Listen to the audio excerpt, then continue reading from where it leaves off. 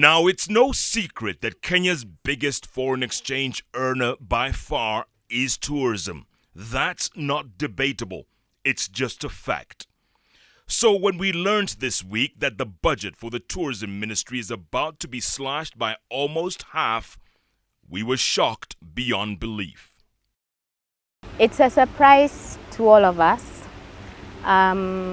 especially when, as you're saying, we have just started some very, very big marketing campaigns, which will now be able to be sustained over a longer period because, as you know, Jeff, in marketing, unless you sustain the campaign, it's as if it doesn't have any impact at all. But here's the even more shocking part. The marketing arm of the tourism industry, namely the Kenya Tourism Board, has just been told that its budget is about to be slashed by 69%, more than 2/3. Translation: the only function the KTB can now perform is paying employees' salaries. That's it, nothing else.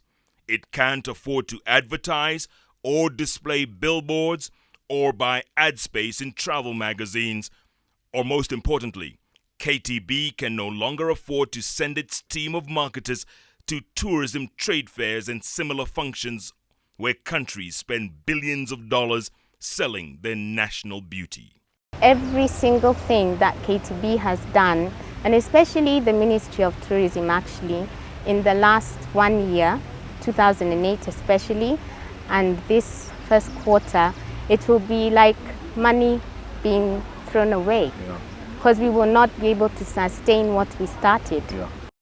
Here's the part I find difficult to understand, and maybe someone from the Treasury, or indeed higher up, can explain to me. It's very sad because tourism is a very good income earner because the income is immediate. You know, a tourist, before they come to Kenya, they have to pay visa fees.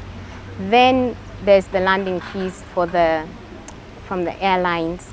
And of course, from then on, the tourist is just constantly spending during their stay. And the job creation in the industry is huge.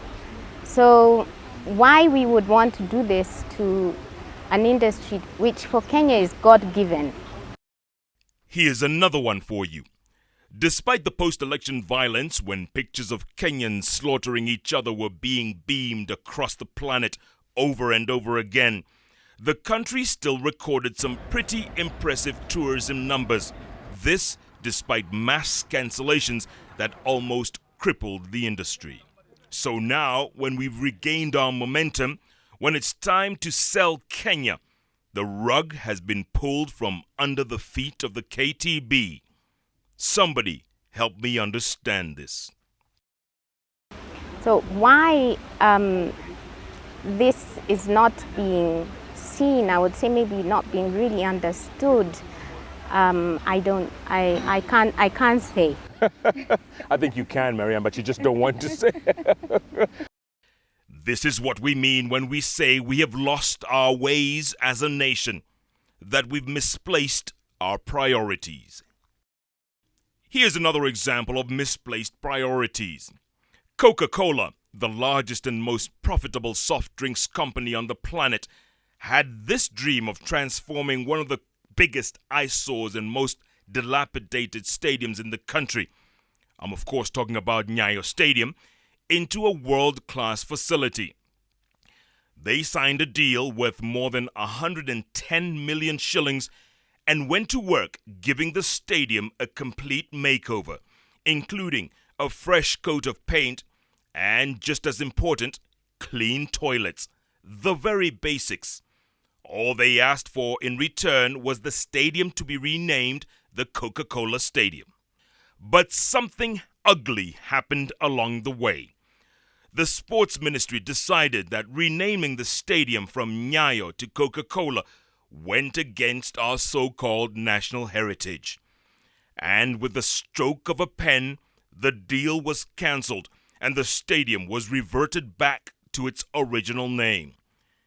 There's no word yet on what happens to the fresh coat of paint, or indeed the clean new toilet facilities.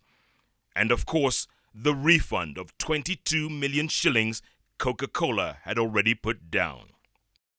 If we're so concerned about preserving our national heritage, why don't we then think of reviving all things Nyayo, like the Nyayo T-zones, Nyayo high-rise estate, Nyayo wards, Nyayo milk, Nyayo buses, and even that Nyayo pioneer vehicle, which never did quite get off the assembly line. That's what you call misplaced priorities, when people think of themselves first before they think of their country. This is what we've become as a nation. And speaking of national heritage, here's my suggestion when it comes to preserving something that's unique and proudly Kenyan. Remember Kimani Maruge, the world's oldest Standard 1 pupil?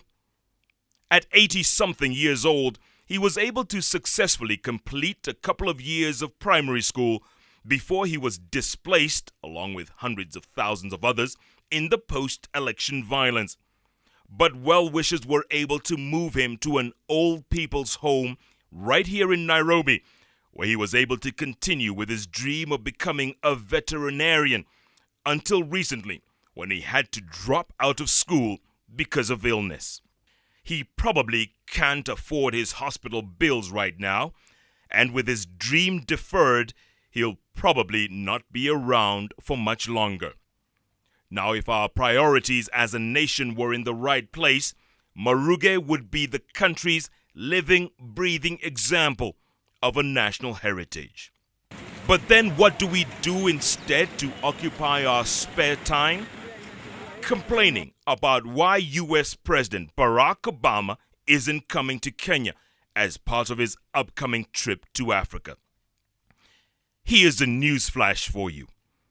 This man is no more Kenyan than his predecessor, George W. Bush, or his predecessor before that, Bill Clinton.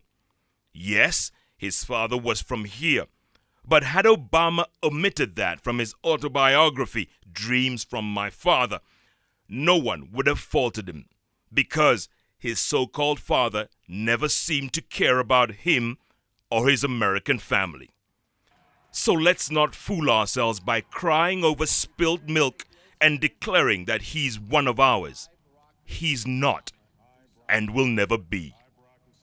It's called shooting ourselves in the foot. And as Kenyans, we've almost turned this into a national pastime. And that's the bottom line. Someone once said, "We get the leaders that we deserve." But sometimes you have to wonder, what in God's green earth did we do to deserve this? Jeff Koinange, Eyewitness News.